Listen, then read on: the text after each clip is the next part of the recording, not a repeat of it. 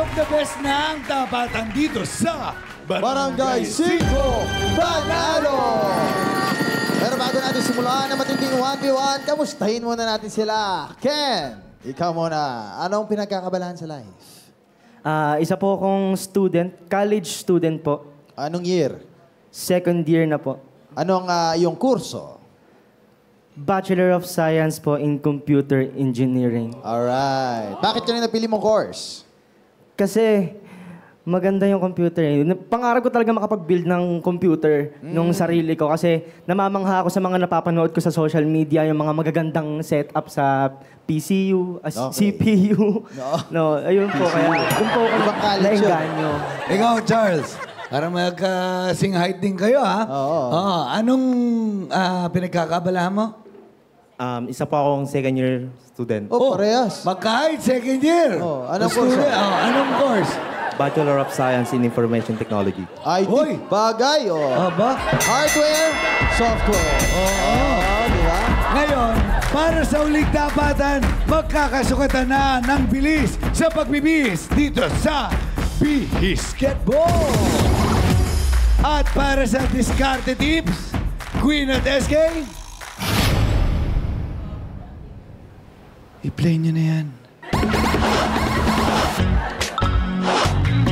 Magsisimula na ang liga, kaya mag-prepare ng maging bida dito sa Bihisketball! In this barang game, dapat lang masuot ang parte ng basketball uniform. But here's the twist. Kailangan magbihis habang nagtotoss ng balloon. Remember, bawal itong mahulog or else baka maunahan kayo ng kalabang mag-shoot ng balloon sa basket. First to finish the game, pasok sa jackpot round.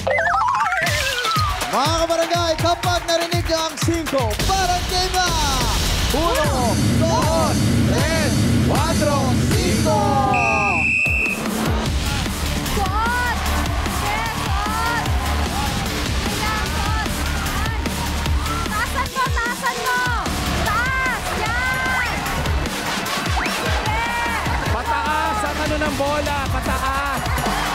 Pataas, uulit ka niyan. Uulit ka. Taas. Taas! Taas! Taas. Taas. Taas! Taas, yan. Dahan, dahan. Sige, taas! Taas, taasan mo, yan.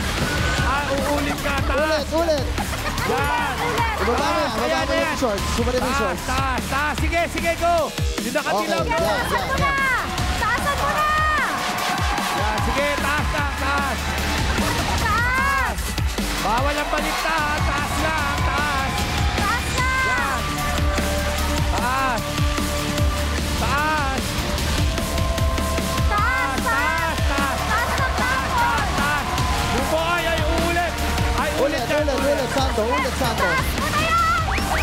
Taas. Ayan na, crucial. Pataas! Taas. Yan, taas. Ulit, Sando. Okay, we have a winner. Sayang. Ay, Claire de la Cruz. Ang natirang matibay matapos ang 4 na palarong barangay ay walang iba kundi si Charles. At para naman kay Ken. Ken, okay lang yan. Kahit hindi ka nanalo dito, sa jackpot meron ka pa rin 1, 2, 3, 4, 5,000 pesos. Ano masabi mo?